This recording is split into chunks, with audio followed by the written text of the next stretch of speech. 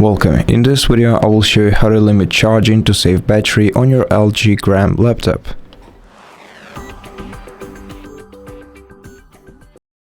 To do so, first you have to open the start menu and search for LG Update installer application, run it and let it install the LG Update app.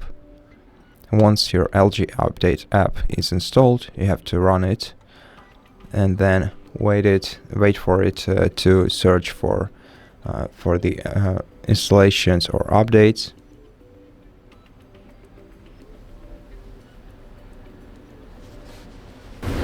And once the application checked for everything, among the other updates, you'll find the LG Assistant, or let me check so I can be sure.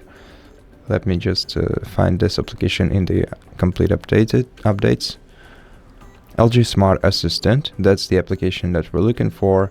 So download and install it, and once you install it, you have to open it just like the previous applications. And now in this app you have to select the power setting on the sidebar and then switch this toggle to the right, and this will extend your battery life, and it will basically limit your charging level to 80% of your battery capacity.